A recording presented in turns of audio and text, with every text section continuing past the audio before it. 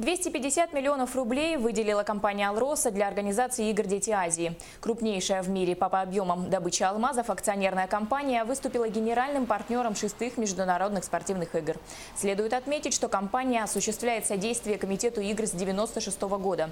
В Якутске возведено немало спортивных объектов, которые отвечают всем международным стандартам, и большинство из них построено при непосредственном участии компании. Накануне открытия игр президент акционерной компании Андрей Жарков встретился с президентом Международного комитета игр «Дети Азии» Дмитрием Глушко, который рассказал об основных направлениях работы комитета. Президент «Алроса» в свою очередь отметил, что содействие в спортивной сфере – одна из важнейших частей стратегии социального инвестирования компании.